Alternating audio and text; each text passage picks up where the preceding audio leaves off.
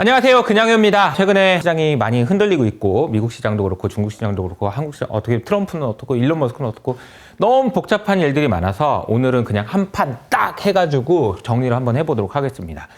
우선은 최근에 이제 박석준 연구원이 쓰신 보고서에 보니까 트럼프의 정책을 1기, 2기, 3기 스테이지 1, 2, 3로 나눠서 설명을 했더라고요. 그래서 그 내용이 좋은 것 같아서 제가 오늘 스테이지 1, 2, 3로 나눠서 그 각각의 국면의 경제나 시장은 어떻게 되는지에 대한 설명을 좀 해보도록 하겠습니다. 그냥 뭐 제 생각이니까 편하게 한번 들어봐 주시면 좋을 것 같아요. 우선 첫 번째 스테이지에서는 러시아와 우크라이나의 전쟁이 이제 종료되는 그런 과정이라고 이야기를 하시더라고요. 그러니까 이 러시아와 우크라이나 전쟁이 종료되는 이것이 지금 한 스테이지의 마감이다. 즉 다시 말하면 트럼프가 처음에 모든 걸 다 할 수는 없잖아요. 일단은 가까운데 캐나다랑 멕시코부터 빨리 야 단돌이 이런 이제 분위기로 만들고, 그리고 큰 이슈 중에 하나인 러시아랑의 딜을 우크라이나와 전쟁을 종료시키는 것을 통해서 끝낸다. 이런 이야기가 나오고 있는 거죠. 그러니까 전쟁이 종료되는 시점이 임박해 있는 상황인 것 같습니다. 두 번째는 이 이제 큰 사건이, 이제 큰 일이 끝나면, 이게 엄청 큰 딜이잖아요. 이 큰 딜이 끝나면 두 번째로는, 자, 그 다음 누구지? 한국 일로 와봐라. 너 뭐 하고 있니? 일본 좀 잠깐 와볼래? 그 다음에 대만.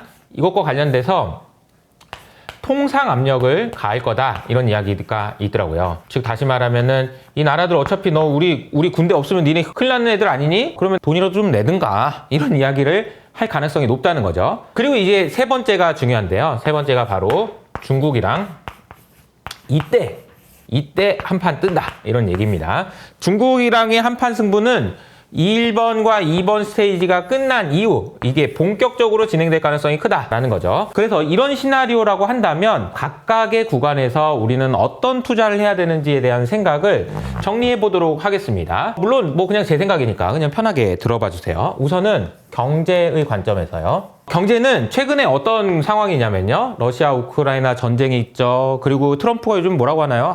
무슨 경제 좀 뭐 망가져도 그게 중요한 게 아니에요, 뭐 이런 얘기를 하고요. 그리고 베센트 재무장관이 월스트리트가 중요한 게 아니고 메인스트리트, 실물 경제가 그러면서 먼저 주가는 빠져도 된다는 얘기하고 지금 막 무서워 죽겠어요. 얼마 전에 금요일 날 주가가 올랐는데 그 이유가 트럼프가 아무 말도 안 해서라고 하더라고요. 그러니까 좀 말 좀 안 했으면 좋겠는데 막 그런 상황이다 보니까 무엇이 망가지냐면요, 경제가 흔들흔들 거리는데, 흔들리는데 무엇이 흔들리느냐가 중요하겠죠.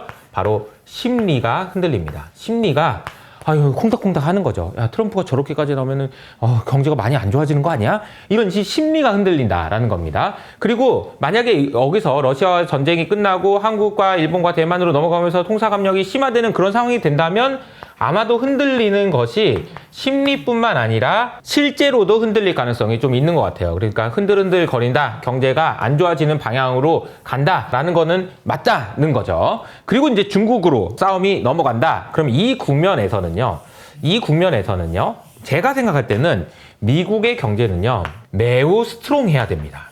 다시 말하면 미국 경제가 아주 강력하지 않은 상황에서 중국이랑 한판? 이건 안 되죠. 사실 뭐 UFC 경기를 하는 입장이라고 생각해 봅시다. 진짜 경기를 해가지고 이렇게 하고 있어. 이빨 보이면 됩니까? 웃으면 돼요? 안 되죠. 진지하게 해야 됩니다. 진지하게. 완전 긴장해가지고 미국 경제 아주 튼튼하게 해야 된다라는 겁니다. 주식이요? 이때 주식이 빠지고 있으면 되겠습니까? 미국이 중국이랑 지금 싸움하고 있는데 지금 주식이 빠져가지고 경기 침체가 오는데 어떻게 뭐 약세장이 좀 이러고 있으면 되겠냐는 거죠. 그러니까 이 상황은 절대 안 만들 거다라는 거죠. 쉽게 말하면은 이 스테이지 1, 2, 3를 놓고 봤을 때 중국과의 싸움이 본격화되는 시점에서는 미국 경제도 그렇고 주식도 그렇고 아주 강해야 될 것 같다, 이런 생각을 할 수 있는 것 같습니다. 그리고 많은 분들이 걱정하시는 인플레이션에 대한 이야기 해볼까요? 자, 인플레이션에 대한 이야기를 하기 위해서는 러시아와 우크라이나 전쟁, 전쟁이라는 것이 무엇이냐라고 보면, 전쟁은요 상당히 인플레이셔너리해요. 그러니까 인플레이션을 만든다는 거죠, 전쟁은요. 왜냐하면 공장 문을 닫아야 될 거 아닙니까? 막 다 부서지고 그러니까 생산을 못 하잖아요. 그러니까 인플레이셔너리합니다. 그런데 만약에 전쟁이 종료된다라고 한다면은 이것은 디플레이션 압력이 생긴다라는 거죠. 그냥 간단히 설명드려볼까요? 러시아에서 그냥 원유를 막 생산할 수 있겠죠. 가스를 막 생산할 수 있을 겁니다. 게다가 트럼프도 계속 야, 땅 파서 그냥 기름 캐라니까? 라고 할 거 아니에요. 그러니까 유가가 크게 하락하면서 인플레이션 압력을 완화시키는 혹은 유가를 안정시키면서 디플레이션까지 만들어내는 그런 요인들이 있다라는 겁니다. 그러니까 인플레이션 관점에서는 러시아 우크라이나 전쟁이 종료되면 이런 영향들이 있다라는 생각을 하셔야 된다는 거죠. 두 번째로 근데 한국과 일본과 대만처럼 이런 나라들에게 통상 압력이 가해지는 경우에는요, 제 생각에는 인플레이셔너리한 영향이 있을 것 같습니다. 그러니까 여기서 만들었던 디플레이션 압력이 인플레이션 압력을 제한적으로 가하게 하면서 다시 연준이 금리를 올려야 되는 상황까지 가는 거, 그거는 막지 않을까라는 생각인 거죠. 앞서 말씀드린 대로 경제가 심리가 흔들리고 실제로도 흔들리고 이렇게 흔들리는 과정에서 분명히 제 생각에는 연준이 금리를 내리라고 하는 압박도 가해질 가능성이 큰데, 이 경우에는 인플레이션이 부각되지 않아야 될 거고 그 과정을 만드는 그 버퍼 역할을 전쟁이 하고 있는 것 아닌가라는 생각이 든다는 거죠. 자, 그리고 인플레이션이 이제 끝나요. 그리고 실제 흔들리고 있는 과정에서 연준이 나섭니다. 그래서 연준이 금리도 인하하고 해서 본격적인 부양책을 시작하는 시점도 중국과 전쟁을 본격화하는 이 시점에 맞춰져 있지 않을까라는 생각인 거죠. 재정적으로도 그렇고 금리로도 그렇고 규제로도 그렇고 세금으로도 그렇고요. 모든 부양책을 이때 총 집중해서 미국 경제 스트롱, 미국 주식 아주 세, 다시 미국으로 돈 들고 와, 이런 분위기를 만들어낼 가능성이 크다. 언제? 이 스테이지 3에서 말이죠. 자, 그러면 계속 이어서 경제에 관한 이야기, 인플레이션에 대한 이야기를 했는데 그 다음에는 달러에 대한 이야기예요. 달러에 대한 이야기는 간단하게 해보도록 하겠습니다. 최근에 달러가 약세죠. 그러니까 이제 무슨 얘기가 많이 나오냐면, 달러 약세는요, 미국의 제조업을 다시 부각시키기 위해서 필요합니다라는 이야기가 나오는데, 저는 이건 말도 안 되는 이야기라고 생각해요. 왜냐하면 미국의 제조업이 차지하는 비중이 10%밖에 안 돼요. 근데 뭐 이걸 달러 약세로 무슨 제조업을 살립니까? 그리고 만약에 달러가 약세가 돼서 살아날 제조업이었으면 이미 살아났어요. 이미 살아났다고. 지금 미국의 제조업은요, 달러 약세 가지고 되는 시점이 아니라는 거예요. 그러니까 달러 이야기를 할 때 제조업 이야기를 좀 안 했으면 좋겠어요. 저는 뭐 얼마나 된다고. 저는 의미가 없다라고 생각하고요. 대신에 만약에 지금 경제가 여기 상황에서 좀 더 흔들린다면 오히려 달러는 강세가 되지 않을까, 이런 생각이 듭니다. 시장이 불안할수록 달러는 강세가 되는 현상이 이 국면에서는 나올 수 있다라는 거죠. 그리고 세 번째, 중국과의 한판 승부 할 때도 이때도 달러가 강세가 되지 않을까, 약세의 국면이 진정되고 다시 강세 국면으로 진행되지 않을까, 이런 생각을 해볼 수 있는 것 같습니다. 그리고 이제 네 번째인데요, 많은 분들이 관심 있어 하는 미국 국채에 대한 이야기입니다. 미국 정부한테 누가 돈을 빌려주느냐인 거고, 미국 국채 수요라고 한번 써볼까요? 미국 국채 수요에 대한 이야기인 거죠. 자, 러시아와 우크라이나 전쟁이 진행되고 있는 지금은 미국 국채 금리가 지금 낮아지고 있습니다. 근데 지금 미국 국채를 누가 사주고 있는 거죠? 바로 흔들리는 경제 속에서 피어나는 경기 침체 우려 때문에, 경기 침체 걱정하시는 분들이 지금 채권을 사고 있는 거죠. 자, 그런데 이 두 번째 스테이지로 넘어갈 때는요, 경기 침체 우려 때문에 미국 국채를 사는 것이 아니고 이 우려 때문에 살 거라는 그런 의견들이 나오고 있는데, 저도 그 부분에 동의합니다. 어떻게 얘기할 수 있냐면요, 팔을 꺾어서 사게 만들 거다라는 거죠. 이런 이야기인 겁니다. 한국, 니네 우리나라가 지금 군대 안 보내주면 니는 어떻게 하려고 그래? 그럼 돈을 좀 내야 되지 않겠니? 그냥 공짜로 줘? 야, 무슨 내가 호구냐? 뭐 이런 이야기라는 거예요. 그래서 한국한테 그런 방위비 분담금, 혹은 야, 그럼 방위비 분담금 낼 거 없으면 우리 국채 사. 100년 만기로 해줄게. 어때? 100년 만기? 원금은 달라는 얘기 하지 말라는 얘기지. 이런 얘기라고 보시면 되겠습니다. 그래서 이때 아마 이제 본격화돼서 나올 이야기가 이런 이야기일 것 같아요. 미국 깡패론이 부각될 가능성이 크다. 그래서 미국은 역시 깡패구나, 이런 이야기들이 나오지 않을까라는 생각이고, 미국 깡패, 야, 그래서 미국 국채를 100년 동안 만기로 사라고, 이런 나쁜, 그래도 어쩔 수 없지, 뭐 이런 얘기가 나오지 않을까라는 생각입니다. 그런데 사실 이 이야기는요, 과거에도 한번 나왔던 이야기예요. 2년 전에 제가 이야기했었던 내용이기도 합니다. 피치라는 곳이죠. 피치에서 미국의 신용등급을 강등시켜버렸습니다. 신용등급을 강등시키니까 당시에 JP모건의 다이먼 회장이라는 분이 이런 이야기를 했었죠. 잠깐만. 근데 야 신용 야 미국 신용 등급을 니네가 강등시켰다고? 진짜 어이없네. 그래서 그러면 뭐 우리보다 좀 뭐 신용 등급 높은 애도 있겠네? 걔네들 어딘데? 스위스 그 걔네들 저기 우리나라 지금 군사력 없으면 안 되는 애들이잖아. 아우 진짜 확 그냥 이런 이제 분위기로 이야기하면서 꺼냈던 단어가 뭐였냐면 밀리터리. 군사였던 거죠. 군사력. 야, 내가 군사력까지 써야 되냐? 정말 이런 이야기가 앞으로 점점 심해질 거다라는 거죠. 미국 깡패론 이거는 그냥 힘을 쓰는 건 아니죠. 이런 정도고 만약에 이 국면으로 중국과의 본격적인 전쟁 그래서 이빨 보면 안 보고 그럼 제대로 한번 싸워야 되는 그런 상황에서는 밀리터리란 이야기가 많이 나오지 않을까라는 생각입니다. 자, 이제 마지막으로 제일 중요한 AI에 대한 이야기입니다.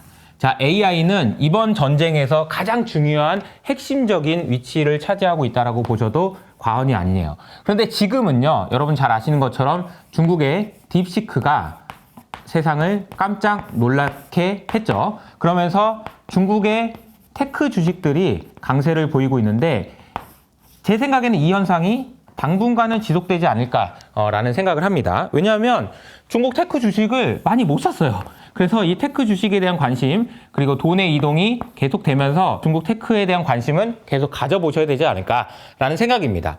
그런데 이 AI와 관련돼서는 이렇게 미국이 그냥 압도적으로 그냥 밀리고 미안 하면서 그냥 밀리고만 있을까요? 절대 그럴 리가 없죠. 제 생각에는 무엇인가 다른 보관이 있을 텐데 이 구간에서 등장하는 기업이 바로 팔란티어가 아닐까 싶습니다. 이 팔란티어라는 회사를 통해서 미국이 하고 싶은 건요. 이런 거예요.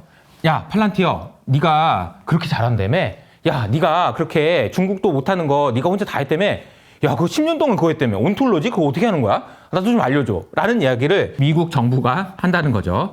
미국 정부가 팔란티어에게 야, 우리가 있잖아. 중국한테 이겨야 되는데 그거 이기려면은 AI 못하면 안 되거든? 근데 나 어떻게 하는지 하나도 모르겠어. 어떻게 해야 돼? 나 지금 빚도 너무 많고 이자도 내야 되는데 이거 어떻게 해야 될지 그리고 뭐 좀 사람도 어떻게 좀 효율적으로 하고 싶은데 어떻게 해야 될지 모르겠어. 네가 좀 와서 도와줘. 라고 요청을 했고 제가 이 영상을 찍기 전에 팔란티어가 어떤 문서를 공개했냐면은 미국 정부 그렇게 힘들어? 내가 알아서 해줄게. 자, AI에서 중국한테 이기려면 이렇게 하면 돼. 자, A, 1, 2, 3, 4, 5 이거 하는데 그거 다 내가 할 거야. 나한테 그냥 맡겨. 이런 이야기라고 보시면 되겠습니다. 제가 그걸 보면서 너무 어이가 없어가지고 이렇게 비유를 했거든요. 미국 정부가 팔란티어 제발 나 좀 살려줘. 어떻게 해야 돼? 라고 얘기하니까 팔란티어가 그냥 이렇게 하면 되잖아. 자, 이렇게 하는 그런 분위기가 연출됐다는 거죠. 그 정도로 지금 현재 이 판에서 팔란티어의 중요성은 미국 입장에서는 매우 크고 이 과정이 아마 주식시장에도 반영될 가능성이 크다라는 거죠. 자, 그런데 여기서 중요한 건 이런 겁니다. 자, 잘 아시는 것처럼 챗GPT 때문에 사람들이 와우 깜짝 놀랐다 이렇게 됐잖아요. 그리고 나서 한참 있다가 딥시크가 나왔죠. 그러면서 또 한번 와우 했습니다. 중국 이거 대단한데? 이런 얘기를 했다는 거죠. 그럼 그 다음 넥스트 빅띵이 무엇일까요? 이 부분이 제 생각에는 제일 중요하지 않을까라는 생각인데요. AI와 관련돼서 그 다음이 뭘까요? 챗GPT 다음 딥시크 그 다음이 무엇일까요? 라는 질문에 대해서 대답하기 위해서는 이 생각을 한번 해보셔야 됩니다. 여러분, 1이 있는 데서 100을 만드는 건 쉽습니다. 이건 스케일업인 거죠. 그런데 0에서 1로 만드는 것은 어렵습니다. 제로 투 원이라고 하는 그 책에 보면 이런 내용들이 잘 나와 있죠. 0에서 1을 만드는 거는 무에서 유를 창조해내는 것이기 때문에 그건 어려워요.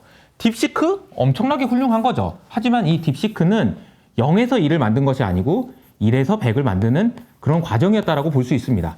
물론 이것도 대단합니다. 그래서 중국 주식, 중국 테크에 대한 관심 필요해요.